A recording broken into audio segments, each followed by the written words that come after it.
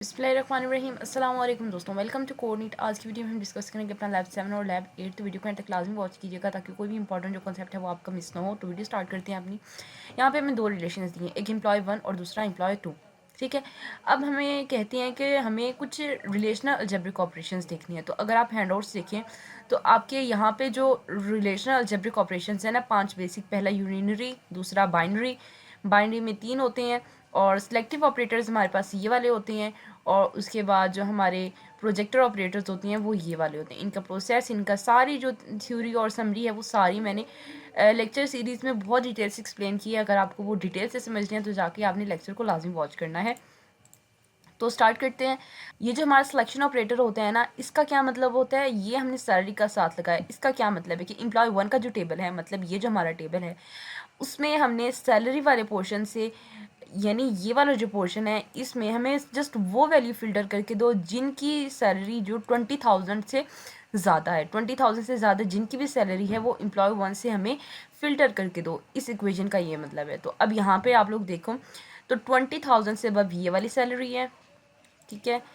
इसके साथ इसको अगर हाईलाइट कर दे तो उसके बाद 20,000 से अब ये वाली सैलरी है और ये वाली सैलरी है और ये वाली सैलरी। इसका मतलब खालिद खान, सादिक अमीन, शबीर हुसैन और तनवीर अहमद। इसका मतलब हमारे पास ये वाली जो वैल्यूज़ है ना, ये हमारी इस प्रोजेक्शन ऑपरेटर के साथ लगेंगी। तो हमारी पहले जो वैल्यू का आंसर है वो हमारा खालिद खान, सादिक अमीन, शबीर हुसैन एंड तनवीर अहमद, यानी जिनकी सैलरी 2,000 से अबव है एम्प्लॉय 1 के टेबल में, हमने वो लिख देनी। नेक्स्ट है हमारे पास प्रोजेक्टर ऑपरेटर हमने लगा देने। हम यहाँ पे कह रहे हैं कि 40,000 से कम कम जिनकी भी सैलरी है एम्प्लॉय 2 में, हमें वो बता दें।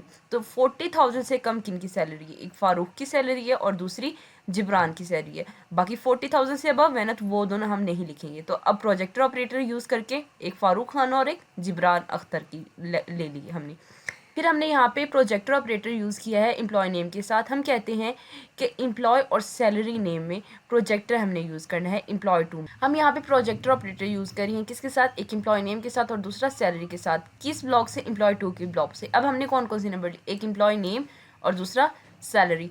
इसका मतलब ये जो यहाँ से ले लेती हैं, इसका मतलब ये जो एम्प्लॉय का नेम है ये और जो सैलरी है हमने प्रोजेक्टर के साथ यूज़ किया ना, इसका मतलब बस हमें ये वाले दोनों ब्लॉक्स चाहिए, अदरवाइज़ जितने भी ब्लॉक्स हैं ना हमें वो नहीं चाहिए। तो हम क्या करेंगे, प्रोजेक्टर वाले में एम्प्लॉय नेम और सैलरी जो है इनको अलग अलग करके लिख देंगे। थर्ड का जो आंसर है हमारे पास एम्प्लॉय नेम और सैलरी को हमने अलग करके लिख दिया। नेक्स्ट है हमारे पास एम्प्लॉय 1 और एम्प्लॉय 2 का यूनियन लेना। यूनियन का मतलब होता है कि कंबाइन जितने भी चीज़ें हों उन सब का यूनियन, यानी एम्प्लॉय 1 और एम्प्लॉय 2 के सारे जितनी भी एंटिटीज़ हैं उन सब को प्लस कर देना। तो खालिद खान, तारिक खान, ये कितनी एंटिटीज़ हैं, ये 6 एंटिटीज़ हैं और ये जो 4 एंटिटीज़ हैं, कुल मिलाकर 10 एंटिटीज़ हमें बना देनी है। क्यों, एम्प्लॉय 1 और एम्प्लॉय 2 को मर्ज करके। तो यहाँ पे आप लोग देख सकते हो कि जितनी भी थी एंटिटीज़ उन सब को मर्ज करके एक एंटिटी बना दी गई है जो एम्प्लॉय 1 और एम्प्लॉय 2 का यूनियन है। तो लैब 7 जो है यहाँ पे कंप्लीट होता है। नेक्स्ट हम अपना लैब खोलते हैं, लैब 8।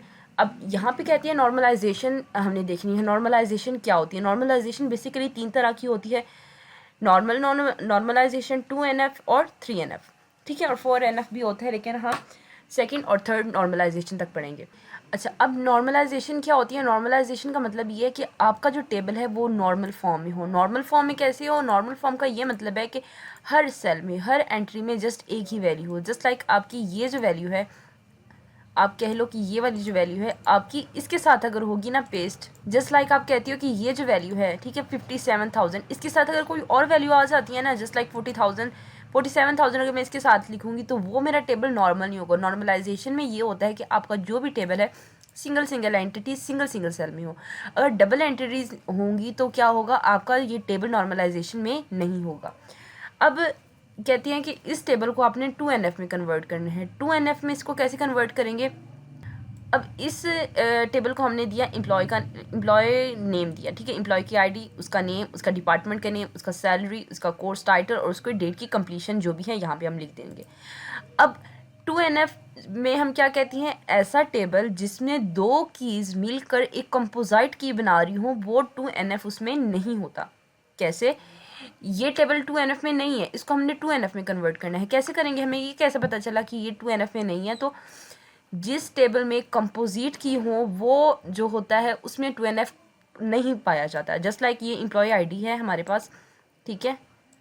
अच्छा, ये जो एम्प्लॉय आईडी है हमारे पास ये, और यहाँ पे जो हमारे पास ये कोर्स टाइटल है ये, ठीक है। ये दोनों मिलकर कंपोजिट की बनाती हैं। कैसे?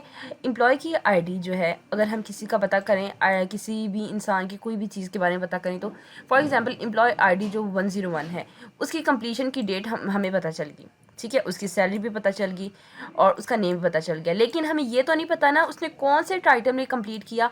तो एम्प्लॉय आईडी पता होगी तो कोर्स का टाइटल पता होगा, यानी कोर्स का टाइटल तब पता चलेगा जब एम्प्लॉय की आईडी पता चलेगी। तो इन दोनों को अगर साथ डिफरेंट कॉलम्स को हम एट अ टाइम जब कंबाइन करते हैं तो उसको कंपोजिट की कहते हैं। सिंगल कॉलम में लाए बगैर उनको जब कंबाइन करते हैं तो उनको हम कंपोजिट की कहते हैं, ठीक है। जैसे हमारी एम्प्लॉय आईडी है और यहाँ पे हमारा कोर्स टाइटल है।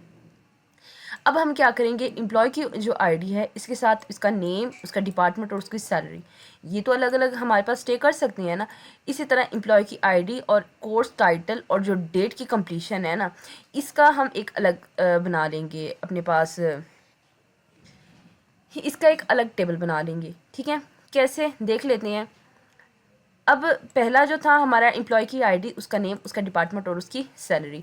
इसी तरह सेकंड हमने बना दी एम्प्लॉय की आईडी, उसका कोर्स और उसकी टाइटल और उसकी डेट की कंप्लीट है। इस तरह ना इस टेबल में कोई कंपोजिट की रहेगी और ना ही इस टेबल में कोई कंपोजिट की रहेगी, यानी इन दोनों को हमने मर्ज कर दिया एक ही टेबल के अंदर, ठीक है। तो इस तरह इस टेबल को हमने 2NF टेबल में कन्वर्ट कर लिया। आई होप सो आपको क्लियर हो गया होगा 2NF में हम कैसे करते हैं। तो बाकी वीडियो इंशाल्लाह नेक्स्ट जो लैब है इंशाल्लाह नेक्स्ट वीडियो में पढ़ेंगे। अभी के लिए इतना ही, मिलेंगे नेक्स्ट वीडियो में एक नई अपडेट के साथ। अपना बहुत ज़्यादा ख्याल रखिएगा, दुआ में याद रखिएगा। तब तक के लिए अल्लाह हाफिज़।